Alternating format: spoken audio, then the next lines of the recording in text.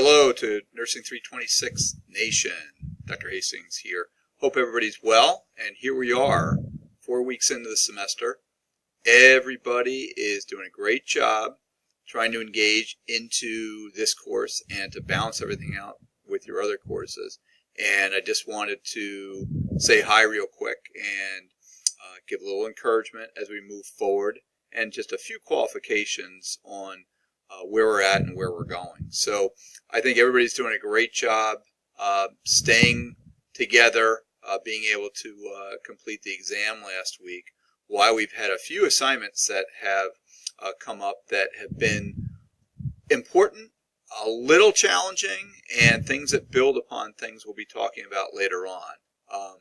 I'll be looking at grading this week for the ANA and NLN scavenger hunt that you just finished. And keep in mind then too, as we move forward, there are some good things coming up. We do have soon the time to think about the scholarly paper and getting that ready. We certainly asked you before to get a topic together. I appreciate everybody submitting relative to that. One point I want to make relative to an assignment that we just completed, the educational levels assignment. This was the first one that was really asking substantively for you to use APA as a format and structure, which is what we use in healthcare, in the health sciences in particular, to make sure anything that we convey, be it reports, and you could look at assignments and papers like that, but what we do in the healthcare setting, that would include technical reports and documentation that is informed by support or resources or evidence, as we want to refer to that. Things that are relevant to the theme of evidence-based practice are supporting or informing where we are. So the educational levels assignment was really about being able to make a case, as in a debate, but to support your assertions, and that's really important. So within that, I just want to draw your attention to a few different things that are important to consider. I know a number of students were citing or referencing using sites that we would not consider as credible for informing your decision. One of these was this site called Nurse Journal. And if you draw your attention to that title and underneath it, notice how it says Social Community for Nurses Worldwide. That means it's a social community. That means it's social media. That would not be considered a credible source. In the assignment guidelines, I know you're directed to consider .edus and .gov type sites where you might have expert consensus perspectives that are offered. And more importantly, we are trying to socialize you to use nursing journals. And I'll look at that in a minute. But suffice to say, this type of site would not be credible. And I would add that a site that was a .edu, and I saw several people use this, that is actually a nursing program and basically a website for a nursing program where they're marketing their program or describing their program, but maybe referring to a topic like the educational levels and why the BSN would be appropriate in terms of a choice for a nursing profession, a trajectory for a student to pursue. That would not be an appropriate site either, because it's just a program and the perspective is coming from that program. It is not an objective third-party type of perspective that, as in nursing journals, are what we call peer-reviewed, that are evaluated objectively by others for credibility. So things like that are important to consider moving forward relative to appropriate reference citation sources. Now, your best source from the standpoint of being able to find good sources is through the Crespin Library. Your library in your college.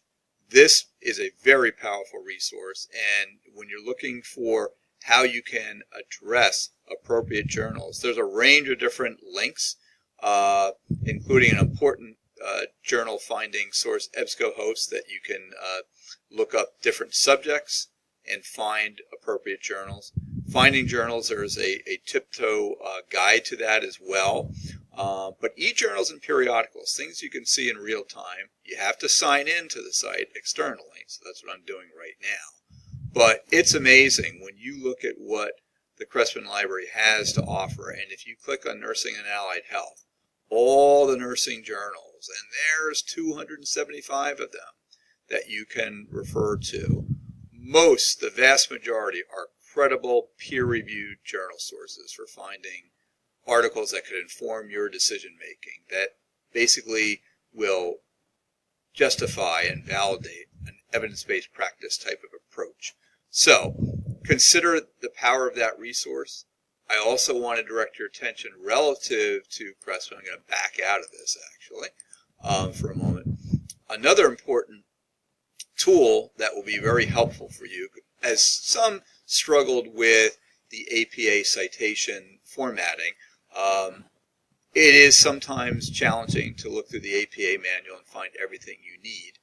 But let's just say the reference citation resources that are through Crespin right now are really good. So when you think about the resources that are up on the site itself, and look at this one that I'm referring to, the Crespin Library Citing Guide, it's just very powerful. Your ability then to look at APA style and to address an appropriate citation process through the APA manual, but beyond that, then to other important tools that you can use that helps you get there. And I think this APA style aid from CLIP is very good. It talks about the different types of citations, examples, how you can do this appropriately. So really important beyond the APA manual to have these types of resources at hand to be able to use.